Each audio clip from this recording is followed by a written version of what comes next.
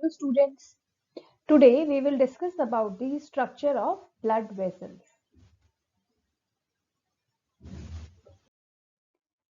Before we start our today's topic, let's have a quick recapitulation of our previous class. In our previous class, we have discussed about the development of human brain. We discussed that at more than 100 billion neurons that are normal competent in a newborn baby, the brain must grow at the rate of about 25 lakh nerve cells per minute on an average throughout the course of pregnancy. Human brain development is a protracted process that begins in the third gestation week with the differentiation of the neural progenitor cell and extend at least late adolescence and about two of the lifespan. The neural tube development takes place in two ways we have discussed, the primary neuralization and the secondary neuralization.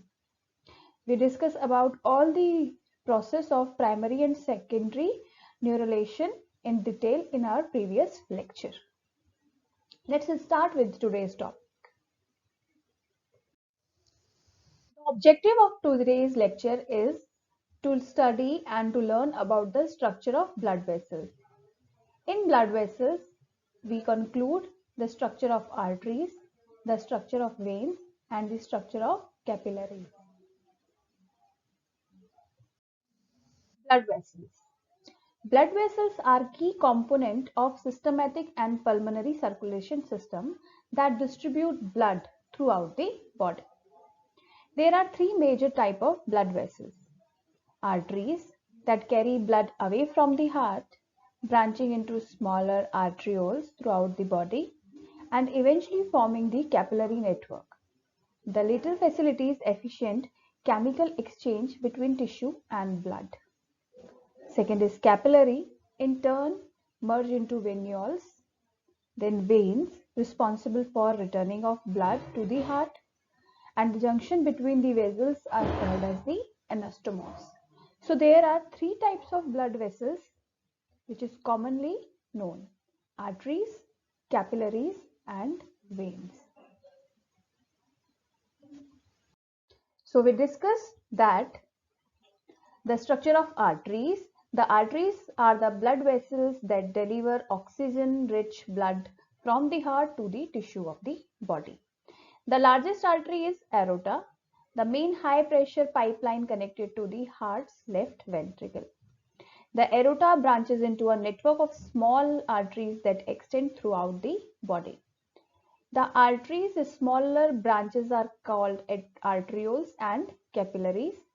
The pulmonary artery carry oxygen-poor blood, that means deoxygenated blood from the heart to the lung under low pressure, making these arteries unique. This is the exceptional artery, as all the arteries in the body present carries only the oxygenated rich blood, but the pulmonary artery carry deoxygenated blood, and this is called artery because it carry blood from the heart to the organ, to the lung, but all the other arteries carry oxygenated blood and carry blood from the heart to the other structure of the body.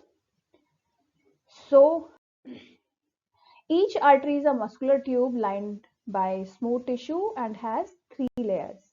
The three layers of arteries are called as the intima, the tunica intima, the inner layer lined with smooth tissue called endothelium, the tunica media, the layer of muscle that let arteries handle the high pressure of heart, and the third is tunica adventitia, connective tissue anchoring arteries to the nearby structure.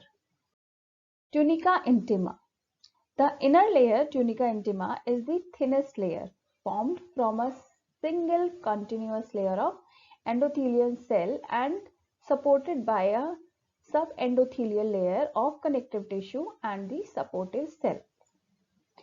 In small arterioles and venules, this subendothelial layer consists of a single layer of cell, but can be much thicker in larger vessels such as aorta. The tunica intima is surrounded by a thin membrane comprised of elastic fiber running parallel to the vessels. Capillary consists only the thin endothelial layer of cells within an associated thin layer of connective tissue. So the capillaries is only having thin tunica intima over it. Tunica media. Surrounding the tunica intima, there is tunica media, comprised of smooth muscle cells and the elastic and connective tissue arranged in circularly around the vessels. This layer is much thicker in arteries than in veins. Fiber compositions also differ. Vein contains few elastic fibers and function to control caliber of arteries, a key step in maintaining blood pressure. So the tunica media is responsible for contraction and maintaining the blood pressure. Tunica externa.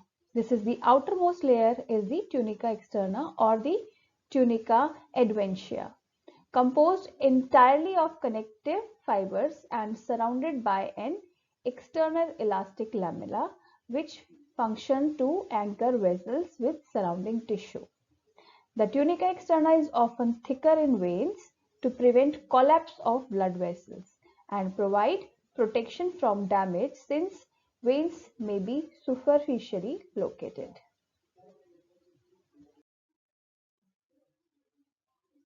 In this structure, you can see the structure of all three layers. If we see the transverse section of the blood vessels, the innermost, this is the inner lumen, and the innermost layer of the endothelium is called as the tunica intima.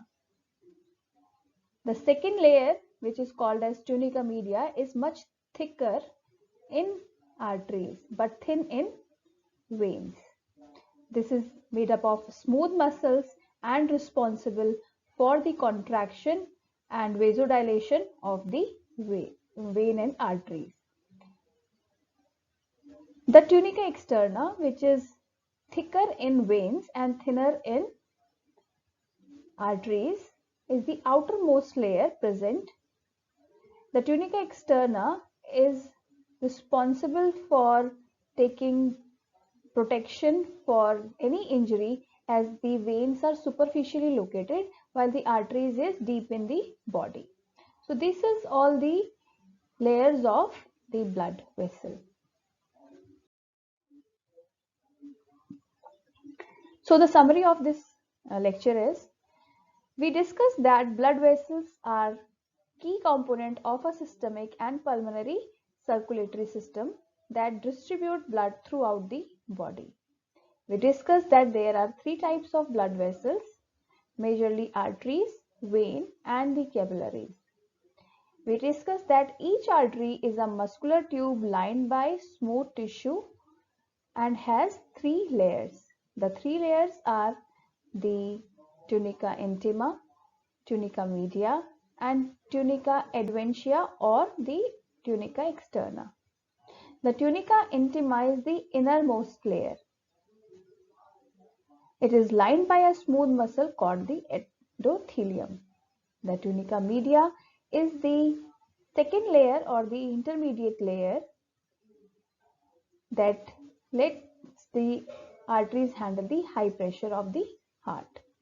And the tunica externa or the adventitia is the connective tissue anchoring arteries by the nearby structure, and it provides protection to the veins as it is thicker in veins, protection from the collapse of veins. So after this today's topic, you have better understanding about some of the practice question. For today's lecture, the practice question are, you need to explain about what is blood vessel, and you are expected to answer that how many types of blood vessel present in human body, you are able to answer about the layers of arteries and the function of arteries. So these are the questions you can practice. These are the references for your help. If you need any further help or the further knowledge, these are the references you can go with. Thank you.